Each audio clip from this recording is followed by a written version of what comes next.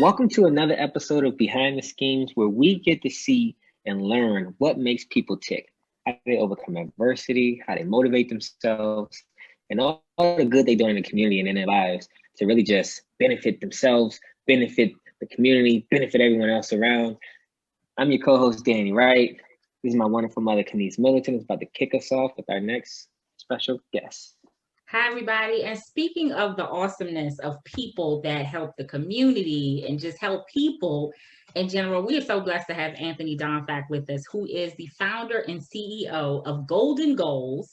But not just that, he is also the owner and provider of a community service corporation, institution, organization that specializes in swipes for meal plans. When you think about college, for all of our college listeners and viewers that have, meal plans that they don't use, and what happens to all those unused swipes that go untouched for people that need meals. Anthony has created and solved a problem where he's received a grant from 2016 and has capitalized on that and is really helping the community. So can't wait to hear more about that. Can't wait to hear more about his secret sauce and how he manages and juggles these businesses. Anthony, please share with us your secret sauce and how you got started and all the goodness that you have to say there. How y'all doing? How y'all doing? Well, yes, thank you. I appreciate y'all having me on. I love the energy. Yes, my name is Anthony Dongfack. Thank y'all so much for introducing me and having me on the show. But yeah, how I got started. So Golden Goals, essentially, the way it got started was I've always kind of had an eye for helping out folks when it comes to like resumes and LinkedIn, things like that. Just kind of seeing the value that people have, and it may not necessarily be shown on paper, but they're talking about what they're passionate about. They're talking about what they've done in the past, and I'm like, yo, you could say this a lot better. Or, yo, you understand this, you know what I'm saying? Like, yo, like I knew you're dope, but the paper's not saying that. So let's work on that. You know what I'm saying? But I did that as favors for like friends in college, just on a regular basis. You know what I'm saying? Like it wasn't a business, it wasn't anything like that. I was just being nice, just help people out. I wanted to see people succeed.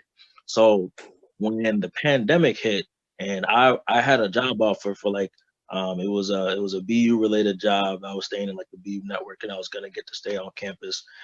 So I had a job offer for that, and then that job offer got rescinded. So I was like, okay, well now I don't have any plans for the summer or for like the going on after graduation. What am I gonna do? So I ended up going back home and stay with my parents for a little bit while everything was just getting crazy. I was like, what am I gonna do for income? Like I don't have anything that I'm doing, you know what I'm saying? And then I realized after like some late night thinking that I've been doing this skill, this service that people pay for, and I didn't realize people paid for it until like I kind of just like I was on Instagram, I saw a post, they were like, hey, leverage your skills that you don't know that you're actually using. And I'm like, oh, I've been doing this, and it helps people. Like people will come back to me like, hey, like, this really helped me get this job or this position, or my resume looks great now. But like I was doing that for free and I have no problem with that. But I was like, hey, that's an opportunity for me to brand myself and brand a whole entire business model based on what I'm already good at. And I've been doing it because right now I basically have 2 years of experience. I've been doing it for free, so I've already built up that kind of like a clientele, that skill base, and I'm just going to turn it into a business. And that's how Golden Goal started. I absolutely love that. I know Dang is running to ask you a question, but I got to just say, I want to pause for all the people that are watching. You are doing something for free that you can be getting paid for. So everyone that is what Anthony did. And that is just, can I just applaud that, because there's so many, and it's nothing wrong with doing things for free. We want to help people. We want to help our community, but you have something very special that is a gift, and it could be lucrative. And it sounds like you recognize that and decided to move on. And so that's just fantastic. Thank you. Funny thing is, we all, in some context, do things for free, whether it's for friends, whether it's for family, whether it's for colleagues, coworkers. We're all providing some type of transaction and some type of service, and on a very non-transactional way, and a lot of times people associate entrepreneurship with just having a business, but when you have an entrepreneurial mindset, you often don't realize how to apply those same principles of how you're doing things for free to building a brand, right? It's a transition from doing things for free, getting a little bit of side money, to now having a brand around what you're doing for people in an applied practice. And so, man, you know, I want to salute you for recognizing that on your own, you know, especially being so young and being able to develop a business in that same context, to be able to really support yourself and build a brand, right? Because that's essentially what you're doing or what you've done. So let me ask you this then. You know, obviously, with you being able to go from free services to, you know, getting money for your services to now having a business, having a brand, what are the skill sets that have transcended across all three of those different areas for you that have helped you become successful?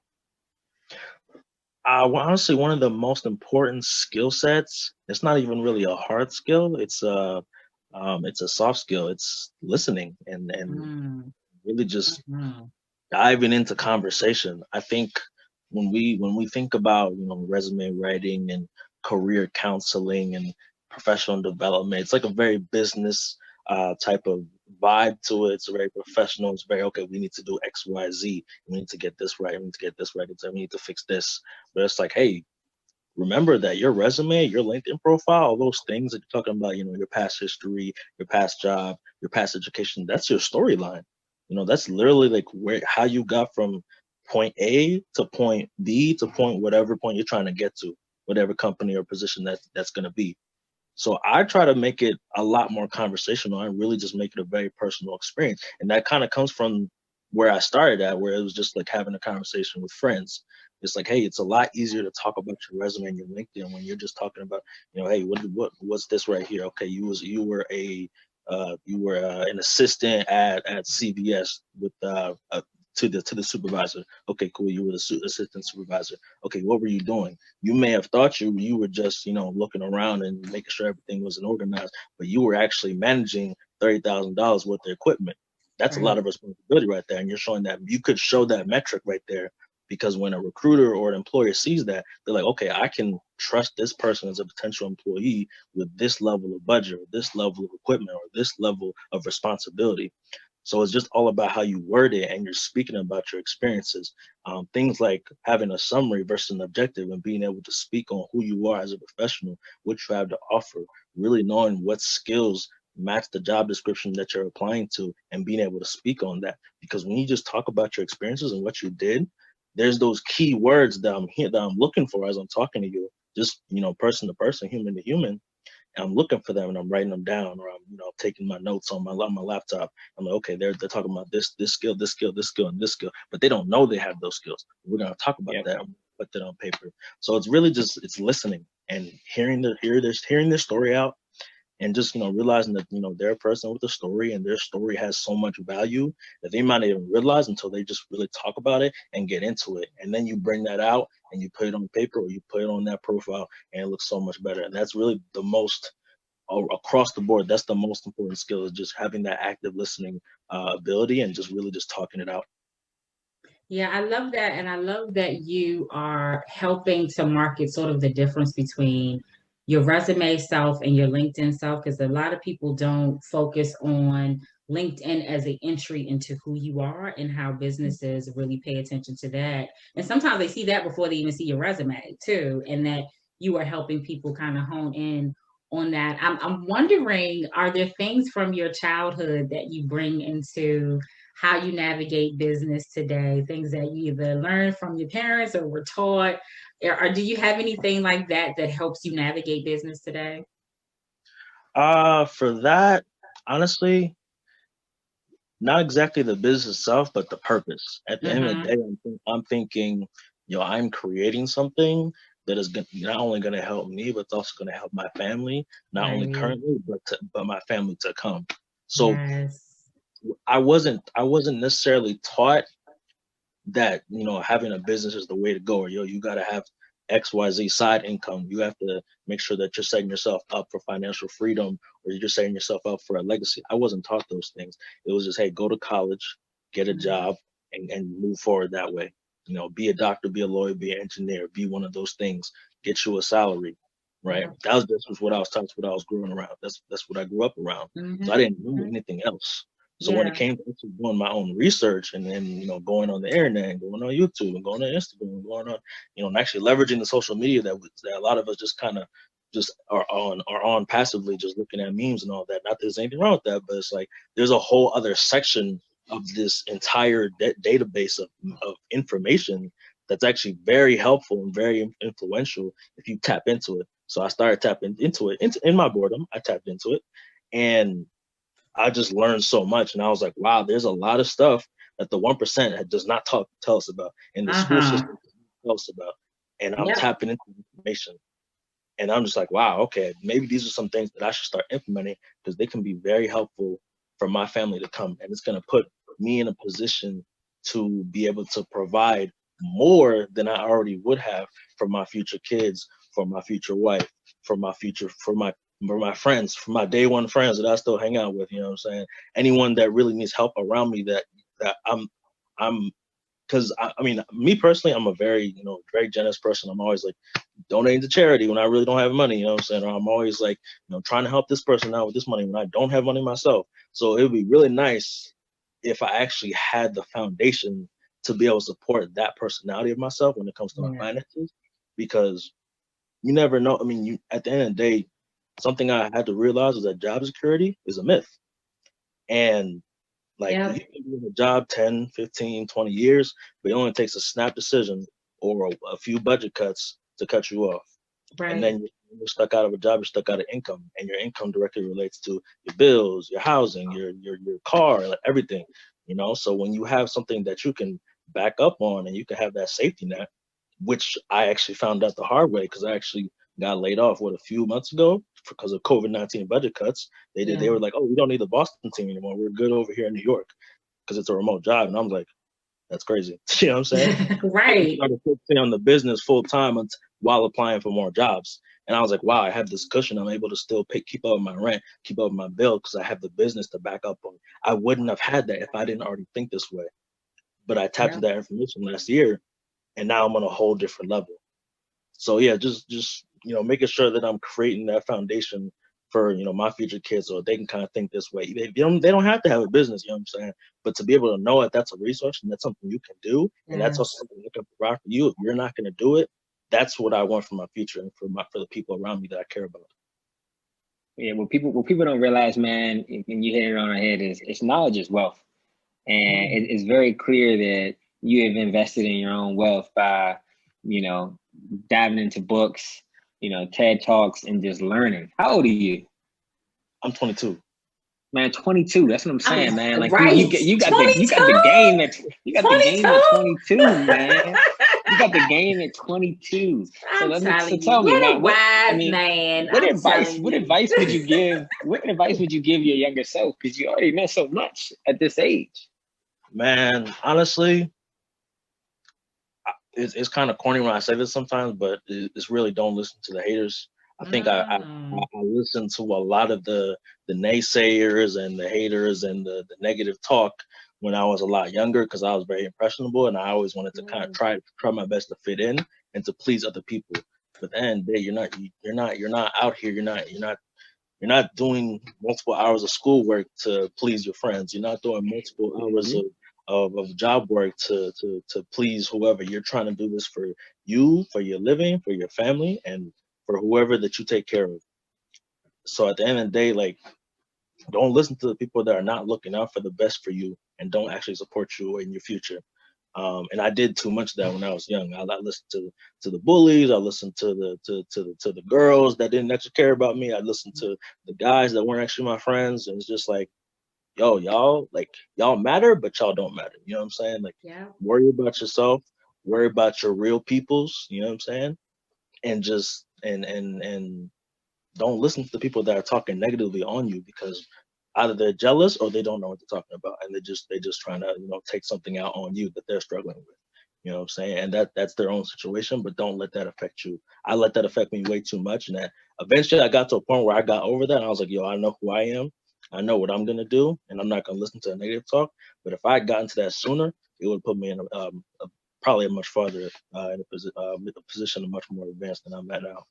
Well, I'm gonna tell you, there's still a lot of people that are trying to figure that out right now that have not learned that lesson. So at 22, sure. I mean, you just are so wise. You said so much that I promise you that 35, 40 people are still trying to figure, and not to knock them because everybody has their own path, but it's just, I think it's just such a huge blessing that you are where you are at still such a young age. I know for you, you're probably like, I still have a ton I want to do and to go and all that.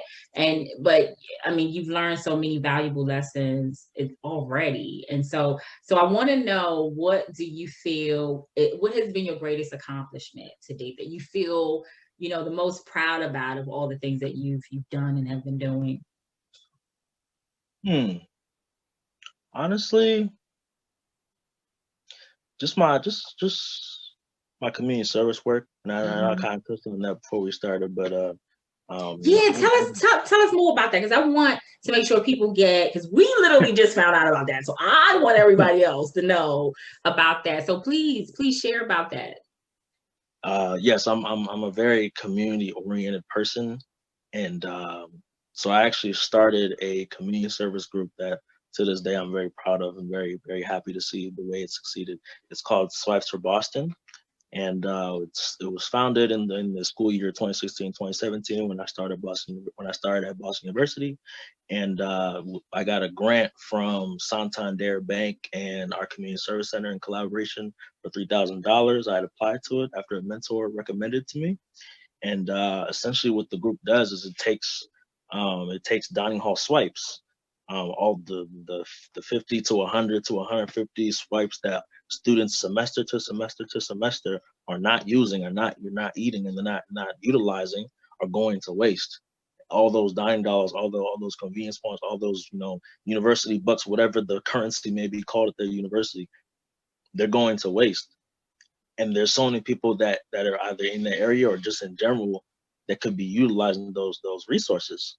So I was like, okay, what's the solution? Why not use, because we had a service, and a lot of universities do have this service where you can just take you can order it online, or you can put in an order somewhere, and you can actually take a meal outside of the dining hall as like a non-perishable, like brown bag lunch, something like that. So we would gather those up, maybe like every 3 weeks. We would do it continuously, and then after 3 weeks we would go out into Boston and we would give it out to people that were experiencing homelessness. And then we did that on a regular basis every single semester. It's been 5 years now. The group is still active. I'm kind of moving away from it, but I am like doing operational stuff like from the back end, because we're trying to keep it growing and make sure it's sustainable. Because with COVID-19, and I was studying abroad one semester when it was like in its early stages, so it was on hiatus for a bit. But I'm just trying to make sure that it stays active and it's able to be sustainable after I'm gone or I'm just out of the picture. So, but it's been very successful. I mean, we've impacted and given out food to hundreds of folks, and they've been very appreciative. Then the interactions were always great. Were always good, very genuine. We tried not to, we weren't the types to like, take pictures or nothing like that. It was just really just human to human interaction. We were just there for the cause, and we're just getting it done. And that was probably one of the most things, probably one of the things I'm most proud of. And I kind of took that energy into Golden Goals, because I do try to make it a little bit community service oriented. Some of our social media posts on our stories are community service oriented, or I'll go to community service events in the area with my Golden Goals apparel, and I'll be like, hey, I'm representing Golden Goals. I'm just a guy just there, but like I'm trying to put that mindset and that into the mission and the core values. Like, hey, we're here to serve people at the end of the day. I love that. And Anthony, I know we're almost at time, but I do want to ask a question before we wrap up, because I want to make sure people know where to find you, follow you, and any information you want to share about how people might be able to do that. Your company, Golden Goals, I know it's Boston. You're in Boston. I know that's your area, but you service whomever, however. Is it so you can? I just want to make sure people know this is not just a Boston-owned company. If you need help and you are in Alaska or Hawaii or DC, this is the man that can help you bring your resume to life and your best self to life on paper when you are looking for a job. So Thank you so much, Anthony, for being here with us. I mean, you are an amazing Appreciate talent. You, And we are just hopeful that all the goodness that you're putting out into the world comes back to you tenfold. So we're really just happy to know you and make your acquaintance. Please tell us how people can find you, follow you, and any information you want to share on your social media. Yes, they could follow us on the Instagram at Your Golden Goals. We're currently in the process of making a Facebook and expanding the Twitter, other social media pages. But you can reach me personally. I am the founder, and I am the main career coach. We have a few other employees and freelancers, but when it comes to all the main stuff, you can just reach me personally. My email is amdongfack@gmail.com. You can text me 302-530-8875. I'll answer. We can get a session scheduled. There's also the link in our bio on our Instagram gets you to the schedule site right there, and you can just schedule yourself in whenever you're free, and then we'll work that out the way we can. Yes, we do service globally. I mean, we've had clients in Korea, we've had clients in India, we've had clients in Canada, and all over the U.S. So yes, we do. I mean, we do tailor to U.S. Type resumes, but folks, there have been folks all over different countries that are trying to get jobs in the U.S. and then we just tailor that the way we need to. So, absolutely. I love that. Thank you so much for being here. And I just want to mention to people that are watching, you have amazing testimonials on your Instagram page as well. So people are curious about what people are saying about you. They can go there and see it. So thank you so much, Anthony. This has been a pleasure. It's just been wonderful to talk to you. So we wish you all the best in the future. Thank you. I appreciate y'all so much. Thank you so much. All right. And take good care. All right. Y'all have a good one. You too. Bye.